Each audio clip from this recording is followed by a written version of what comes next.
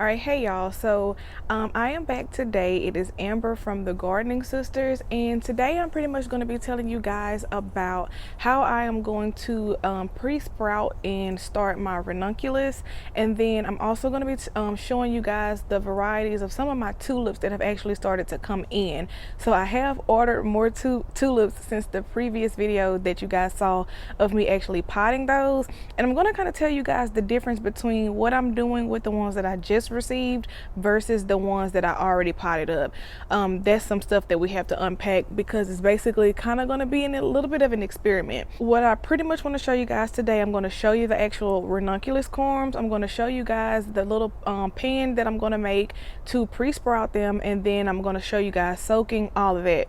Now, I have previously tried to grow ranunculus in the past, and last year was my first year trying to do that. However, my big box store, I remember I picked them up from Home Depot, and at the time I just saw the package. I thought that they were beautiful. I had no idea what they actually were. I think they actually call them Persian buttercups or something like that. At the time that they were selling these, it was basically too late for my zone. So you guys know I am in zone 8B, and I remember picking these up probably January, February, maybe. Whenever I got them, it was definitely before March, so it had to be around January or February. But honestly, it was too late for my zone because my zone gets hot pretty quickly, and we have pretty long springs and summers, and around the time spring comes, we are hitting 70 and 80 degrees easily, and ranunculus do not do well once it starts to warm up. So this year I actually ordered some Ranunculus Corms offline, and I actually just got them yesterday. So I wanted to come on camera and actually show you guys how I'm going to do that, because I think I'm going to actually have success with them this year, just based off the fact that last year I actually was able to successfully pre-sprout them. I did not put them in the ground. I actually tried growing them in pots, but it was just too hot, and they would, like, I got a lot of good foliage. They never produced a bloom because when it would be cooler outside, they would kind of like stand up and they would look very nice, and then as soon as later in the day when the heat came, those suckers fell over.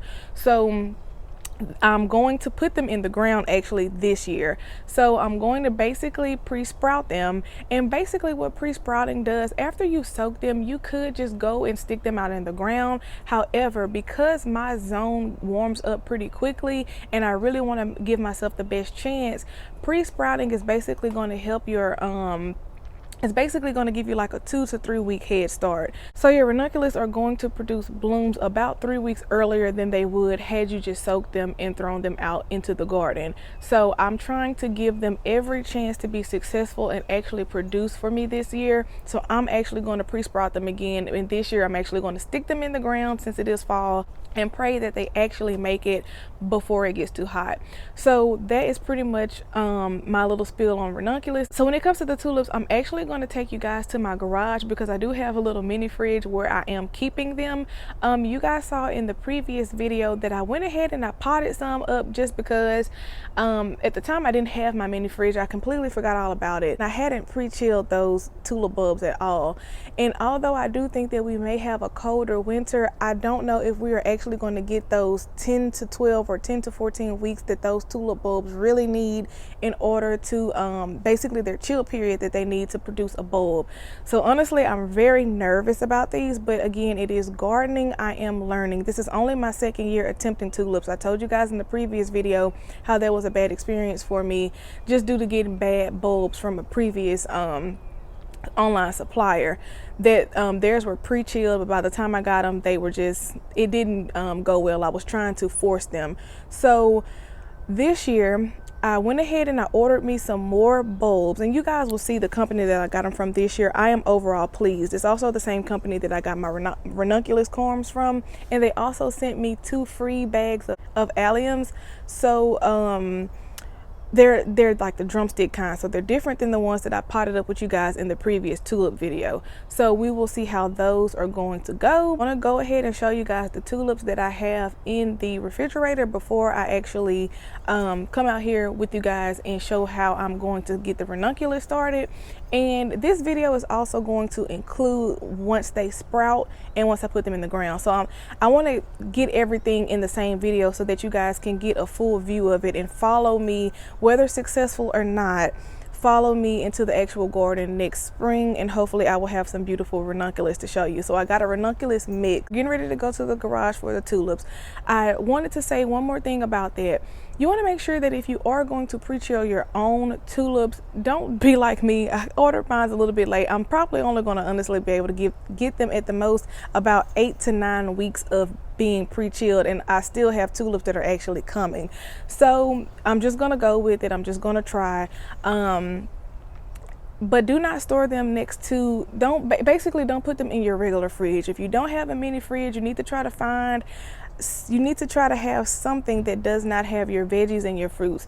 They produce ethylene gas, and that's pretty much going to disturb the tulip bulbs. So it can distort them, and it will pretty much mess your bulbs up if you store them next to regular food, like I said, your veggies and your fruit. So I just want to say that is why I have mine in a mini fridge. So now I'm just going to go ahead and take you guys over to the mini fridge so I can show you what I have in there so far, and then we're going to come back out here and we're going to go ahead and start the process of our Ranunculus Corms. All right, so here is the mini fridge. We're just gonna open it up. You guys can see I have a bottle of water in here. I'm actually about to get 2 thermometers that I'm gonna put in here because I feel like this top part right here is getting cooler than down here. I don't know, that could just be in my mind, but this is where I have everything. And the reason why I have this water bottle in here is because this top one is closer to the freezer, and if this freezes, then I know this is entirely too cold. My gauge goes from 1 to 7, and right now I have it on 6. So I looked at the internet to kind of see where I should have it as far as the mini fridge, because I don't have the instructions or anything anymore. One thing I wanted to show you guys that is unrelated to this video, I have this freezer area right here. If you guys saw in my other video, I started some cold stratification of my poppies with you guys. This ice maker was already there, so I started more, and I'm just letting it sit in there. So here are those free drumstick allium bulbs that I told you guys about, and there's another one right there. The rest of my tulips are going to go down here. I have no idea how to say this. Dun Quixote, maybe. They're going to send me another bag of these because 3 of those bulbs came pretty bad. So I'm going to also pop a picture up on the screen of those, the ones that I told you guys were in bad shape. I reached out to them yesterday because that was the day I received them, and before the end of the day they had already shipped out a new bag. So I'm liking this company so far. This is the Darwin Hybrid Ivory Floridale. I hear that the Darwin variety are good at naturalizing or returning every year. So I don't know if they naturalize well, because that basically just means that they will produce, they basically create more bulbs, but I did hear that they are good at returning. The Jimmy Triumph Tulip, and then the last bag actually has the picture already on them, which is the Golden Appledorn, and this is another Darwin Hybrid Tulip. So that's that, and like I said, once the new ones get here, I'll put them in here. Right, so we are back. Here are the mixed ranunculus, or as they have on here, buttercup. There's 25 bulbs in here total, and I have 2 packs of these. So I thought that when I showed you guys the tulips, it would have the name of the company that I got these from, but it didn't. So I got everything you see in today's video from Holland's Bulb. They've been pretty good. Even the corms are nice. The corms I got from Home Depot, they were, you know, fairly small.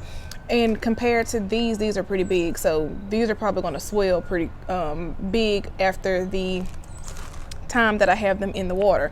So all I do is I just take a big old pickle jar, or just any jar in general, And you just want to fill it with water. You're going to put the corms in there, and like I said, you're going to allow it to sit for anywhere between 3.5 to 4 hours. You may see some people say 24 hours. I would definitely not recommend that, just because that is too long and you do risk some of your corms rotting out.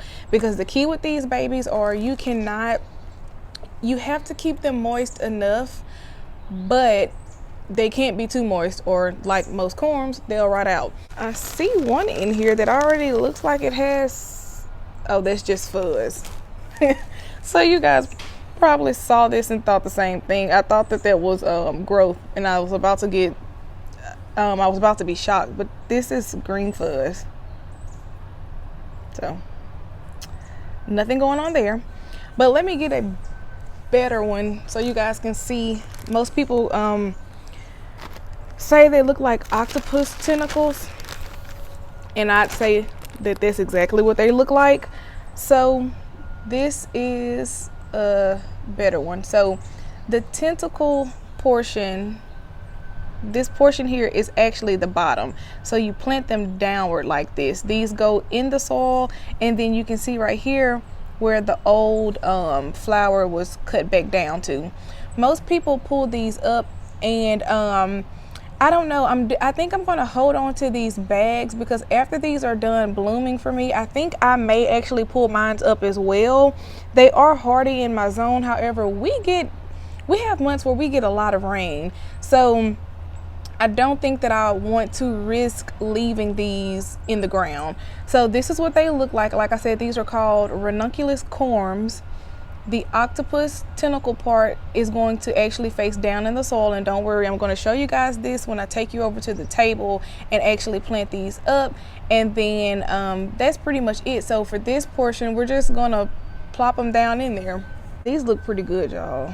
These are far bigger than the ones that I had. I really do think I'm going to have success with these. Other videos will tell you that you need to have an aerated system and all that. You don't need that either. So I walk around and I just take my finger and I kind of swirl it, and I'll show you after I put all of these in. Swirl the water around every maybe like 30 minutes. That's really all you need. If you have that nice aerated system, by all means use that. I'm just telling you guys that gardening, I try to, for myself, I don't stress myself out with a lot of stuff like that. I try to make it as simple as I possibly can. So I don't want y'all to be discouraged from trying anything because of all of the extra stuff you see online. It doesn't have to be that hard. And I caught a lot of these on sale. So I bought a lot of this during the Black Friday and Cyber Monday sale. So I got quite a few steals on these. But these are the last of the corms. You guys can see I kind of got them packed in there tight. I may go in and add a little bit more water. But what I was saying was, if you don't have an aerated system, all I do is I just go in and I kind of just swish it around like this.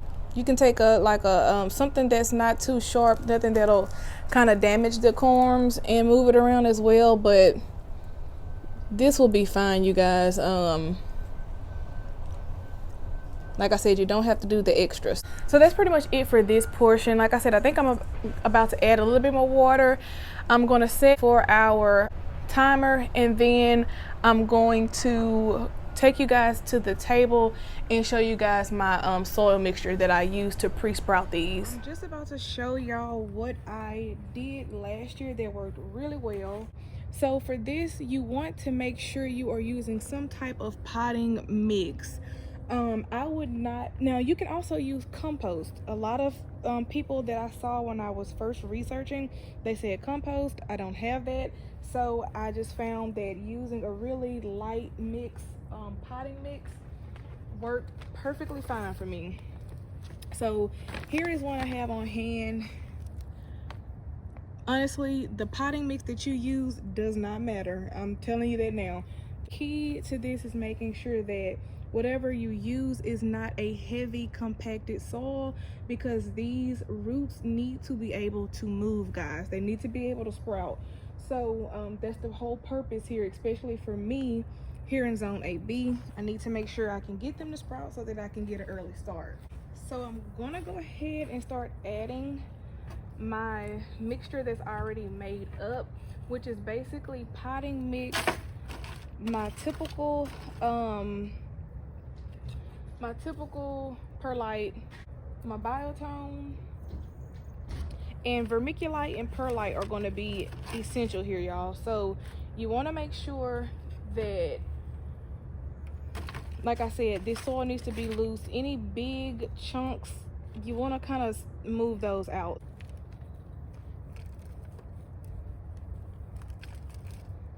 You want to make sure you get this in here as even as possible. But I am going to mix just a little bit more of my biotone in here, just because this mix was already pre-made and I am seriously running out of this stuff.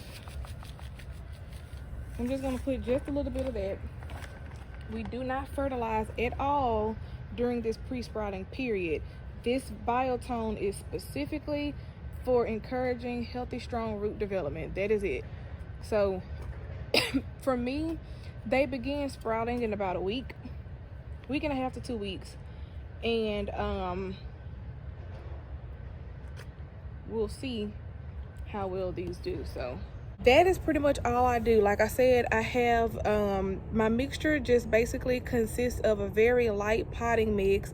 The Vigoro perlite that I use, you can use any brand of perlite. Last year I used vermiculite, but like I said, perlite is more cost effective, and vermiculite is a lot more expensive, at least where I am.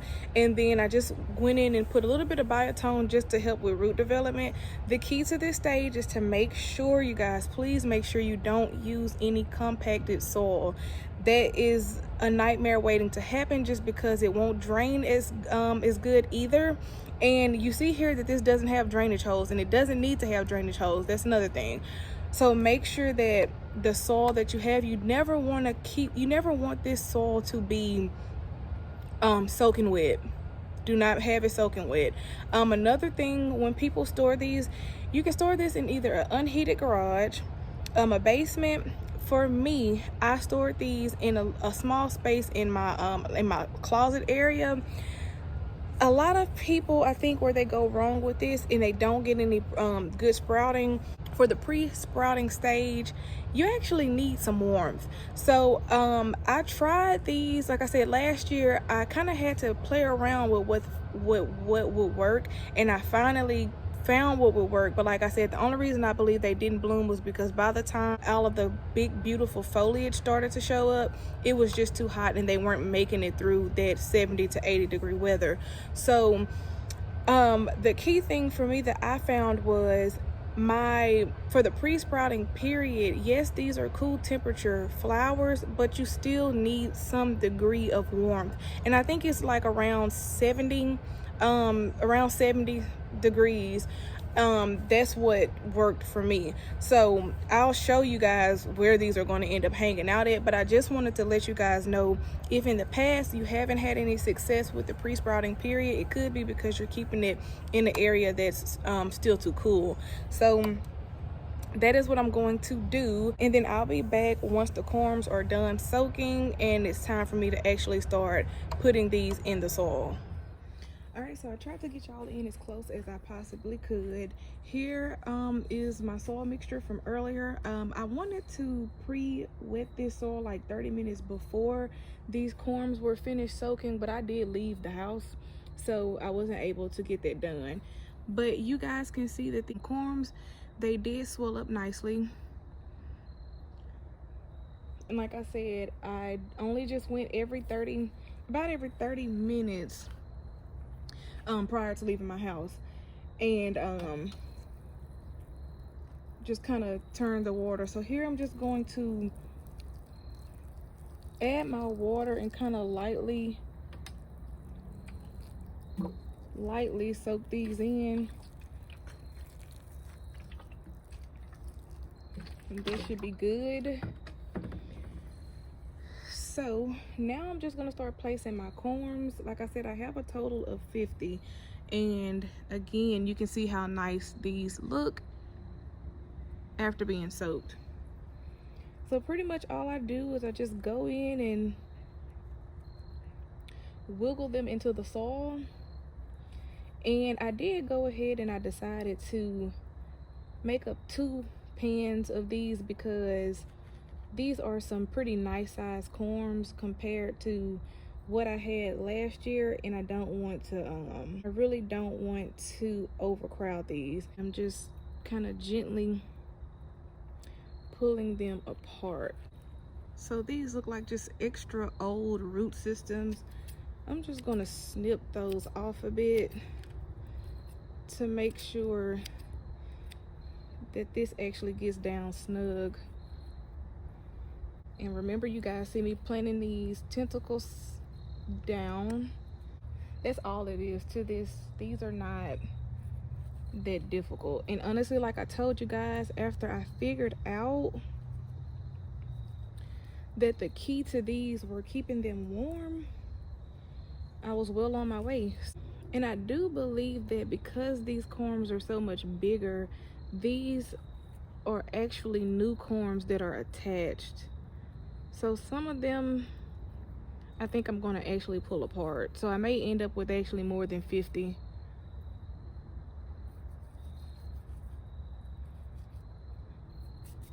And I'm just gonna go ahead and step away and finish these, and then I'll come back.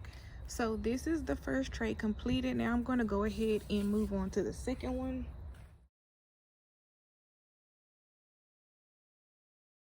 All I'm about to do now is just go in and add soil along the top of these, because these, like I said, these are pretty big. And I'm not gonna bury them too deeply, you guys. You really don't have to. Like I said, you don't have to bury these really hardly at all. But because my corms are so big, I need to make sure that the soil, that it comes in contact with actual soil. So once they start to sprout, you'll be able to see the root systems pretty easily. And of course, the green sprouts that'll start to come out from the top side of the corm.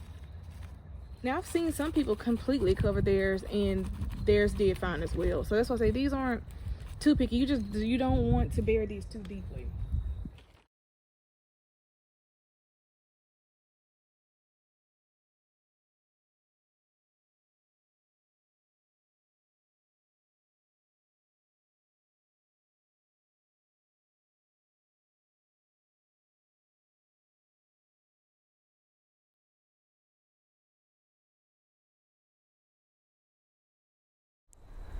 All right, so I'm about to take these to the area that I keep them in, and I just wanted to come back and show y'all that this is the potting mix that I used on top. It's not the same potting mix that went underneath. That doesn't matter, but I just still wanted to show that to y'all. So let's take these inside. Okay, so this is where the ranunculus are going to pre-sprout, and I forgot I ran into this problem last time where this wasn't long enough because these trays are so much longer. So I may end up moving this one down to the floor the way I did last year. But this is what they look like. And like I said, I learned last year that storing them in an unheated garage didn't work for me as far as the sprouting method. And once I finally moved them inside, they actually started to do pretty well with pre-sprouting in the root systems. I could start seeing the roots developing as well as the green shoots coming up. So this is where they are pretty much going to stay. I wanted to say also, I actually ended up soaking these for a total of 5 hours, not on purpose. I initially set my timer for 4 hours, but like I told you guys, I did step away, and it ended up being the total of 5 hours. So like I said, you just don't want it to be 24 hours because you don't want to risk them rotting, and obviously at night you won't be there to kind of keep taking your finger and kind of stirring around the water like I showed you guys to, just so that there would be appropriate airflow. So that's pretty much it. Once these start to sprout, I will come back and show you guys the update, and the next part of this video will basically be you guys after seeing them sprout, you'll see me start to put them in the ground. Okay, one last thing I almost forgot to share, which is probably the most important part of this pre-sprouting process.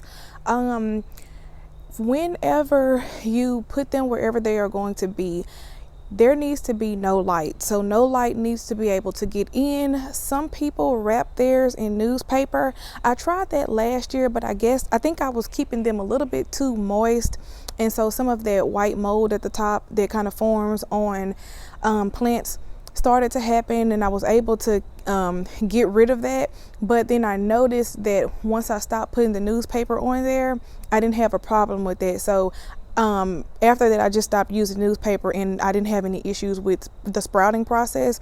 So I just want to let y'all know that the area that I just showed you guys in the previous clip, I'm not going to put anything on top of those. I'm just pretty much going to watch those trays, make sure that they don't dry out all the way completely.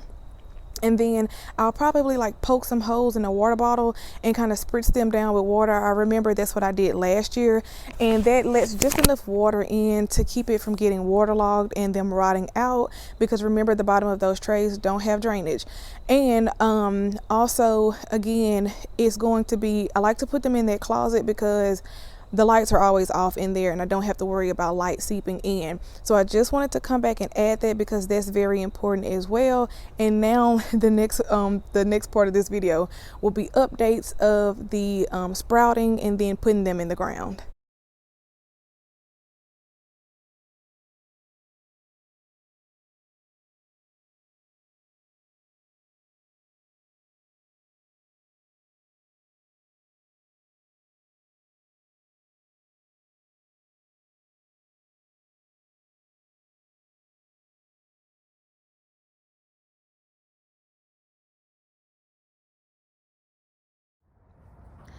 Okay, so as promised, I am back, and here you can see that the ranunculus have in fact began to sprout.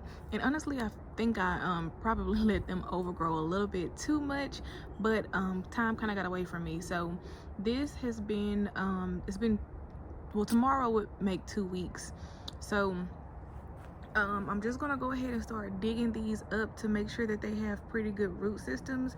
It is supposed to rain, so I'm gonna try to do this so that way I can get out to the front with you guys and actually put these in the ground. Well, some of these didn't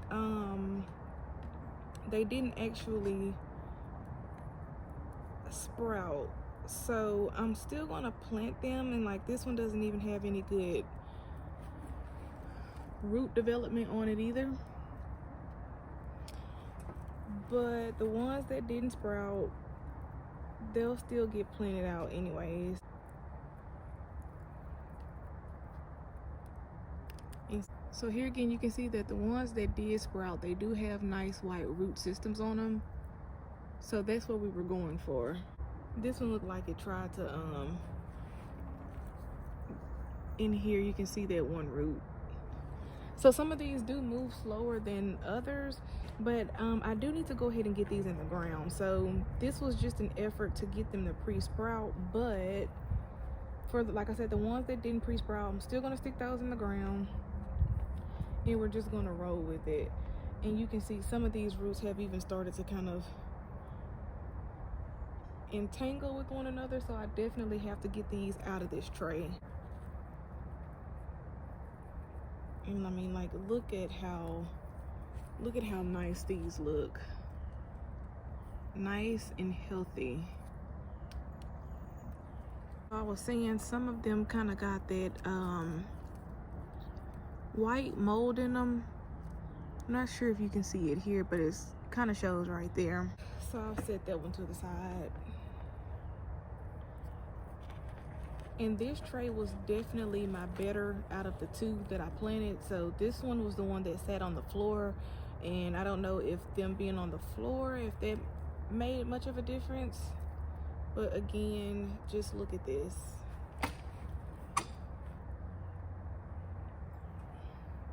And keep in mind what I told you guys about the correct moisture level. All of that really does play a huge role in these kind of successfully sprouting and rooting.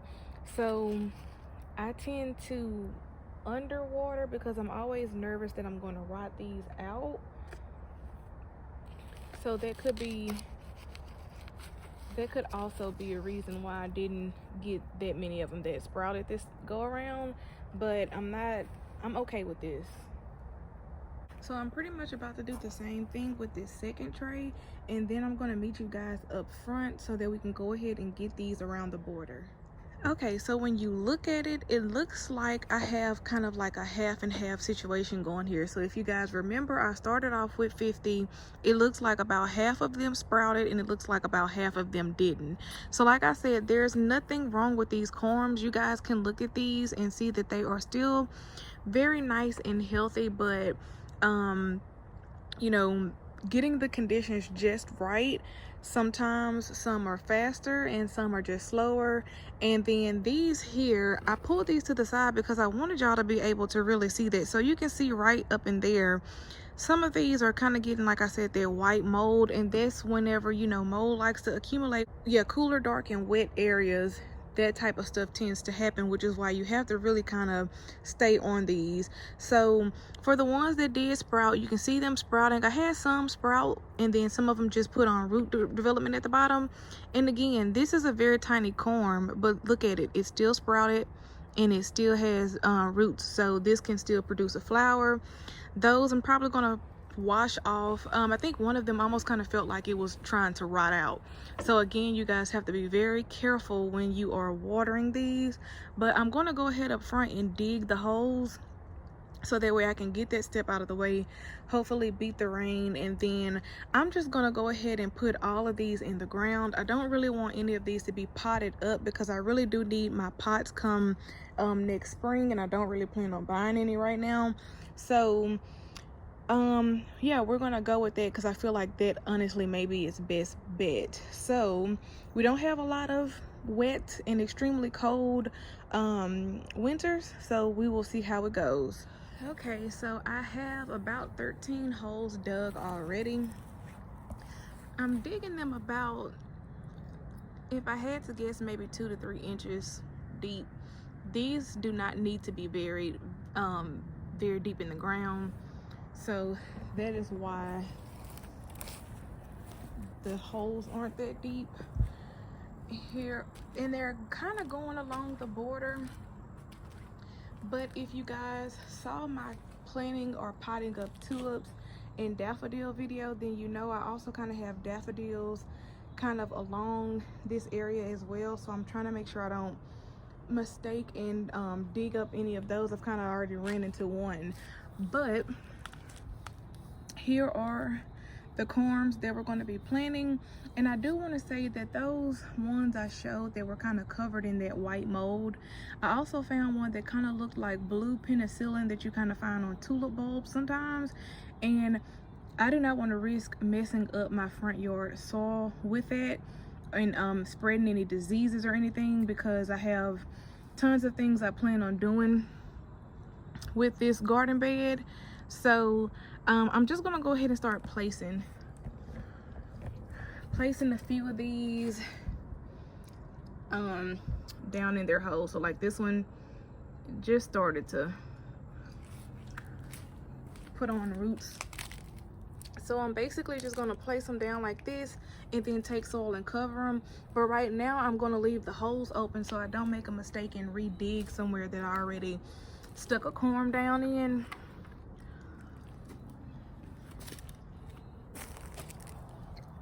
And I really need to get these weeds.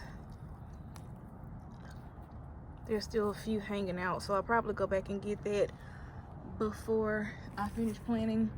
Not going to add any biotone or anything like that. I'm just going to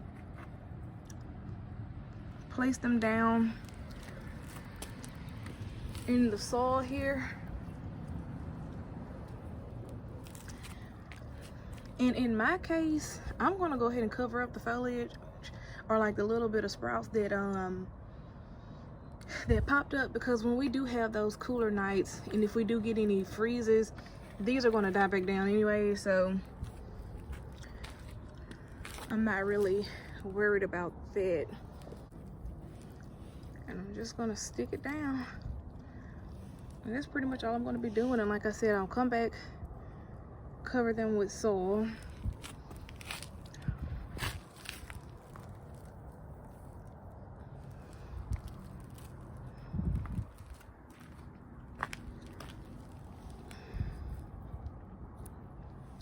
And that's pretty much all I'm going to be doing. So I have a few in there right now, and then I'll come back when I get ready to cover, because I have a ways to go with these holes, y'all. So I'm going to go ahead and take care of that. And here they are, the ones that have sprouted, and I'm going to go ahead and cover up all of it.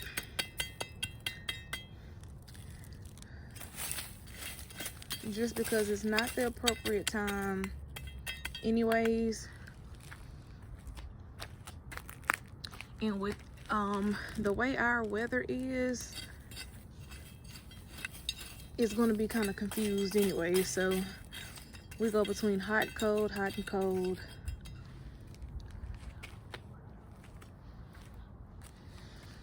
And I did have to go back, and I actually planted a little bit closer up to this concrete area, because I thought about it and I forgot last year that I learned the fact that these, they don't root deeply. So you can kind of get away with like placing them in shallow places, kind of like how I have here, because I was running out of space. And the honest truth is just that I don't want to plant in the inside of my bed. One, because that's not the look I'm going for. I want these to bloom around the border, and I also have roses that are going to come in February, and once these start to kind of pop up, I won't be able to place my roses around it. So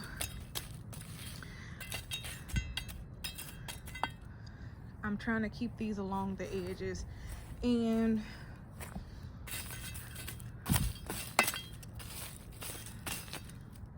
this is the one that I just moved, that I told you guys was a little bit too far over. It was right in the area that I want to plant one of my roses next year. So I went ahead and moved it. And here is an example of what I did. So these were the original, this is originally how far back I had them, which those are going to stay, because I'm not going to put any roses this close, just due to the fact that, again, rooting wise. But you can see here that I did go back in front of these and add holes to the more shallow areas, due to the fact that the ranunculus don't mind not being planted too deeply. So I'm just making sure to cover them up, you know, nicely.